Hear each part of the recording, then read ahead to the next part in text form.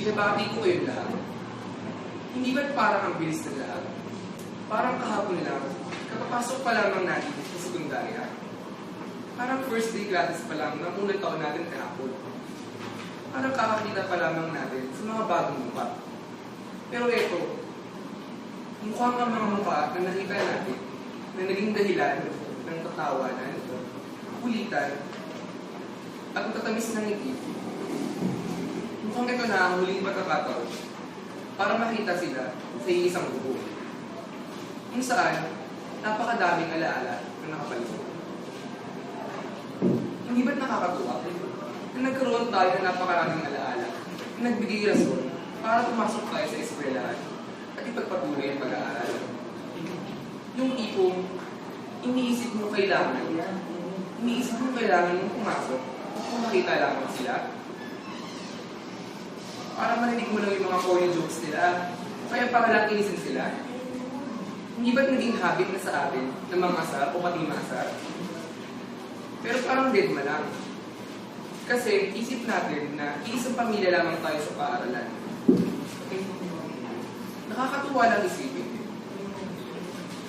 Yung mga asaran, tikunan, pustahan, iringan, tawanan, iyakan, maging pati kopyahan, lahat ng yun, hindi natin magagawa sa mga taong kinasanayan natin.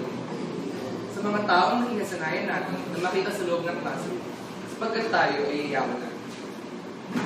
Nakakatuwa sapagkat mayroon na namang nagagdag na alaala na maaari natin itago sa mga puso natin upang pagyamanin habang buhay. O diba? Akala ko wala tayo natutunan sa pag-trip lang, no? At yung mga bagay na natutunan ko sa mga masayang alaala na ito, isa pala ito sa mga bagay na hindi makukuha ng anumang ordinaryong libro, sa anumang ordinaryong libro, o makukuha sa paksa ng talakayan. Ito ang alaala ng pagkakaibigan at pagiging pamilya. Hunyo na nakaraang taon, naisip ko, last year na nga pala natin, sana maging memorable. Idinalangin ko talaga yun. Kasi nung third year ako, mahirap lagpasan ang kasiyahan na tanong ko. Dahil marami mga masayang alaala. Pero grabe naman yung reply ni Lord. Ginawa niyang sobrang memorable itong taon na ito para sa akin. Ikaw ba naman ang manatili sa isang bubong kasama ang teroristang advisor na daig fast incredible po kapag inatake ng topak?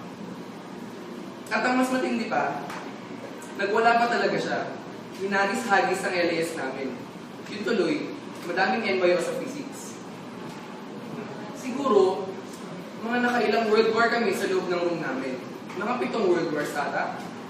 Feeling ko talaga mas marami doon. Kasi meron kami mga palatandaan sa advisor namin. Kapag medyo tahimik at nalilis kang mata, daig pa nakainom ng tuksali, ayun, sinusumpungan topak yan. 20 pag nakausap mo ng matino. Minsan nga, hindi kami nag-break time. Nakiusap ko yung mga teachers para pakainin kami. Doon pa lang kami nakakain. Dinamay pa talaga niya kami sa diet niya. Subalit kahit gano'n ang aming tagapayo, masasabi ko na mumukod tangi siya sa maraming aspeto. Siya lang ang advisor na nagpapahiram ng wifi, nang bububog sa crush niya, at higit sa lahat, bukal ang puso para sa aming kanyang mga ikalawang anak. Nag-uumapaw ang kanyang kabutihan.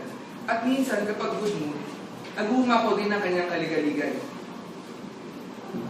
Magbigay tayo ng paalam sa mga maliliit na bagay na naging parte ng ating buhay sekundarya.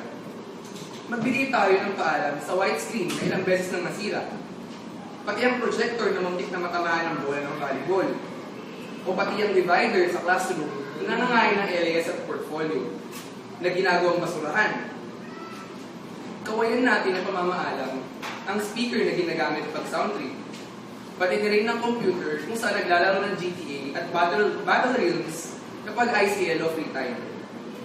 Higit pa rito, alalahanin natin ang lahat ng taong nagbigay sa atin ng mga hindi malilimutang alaala. Sa mga kamag-aral na nangihiram ng LAS pero hindi binabalik.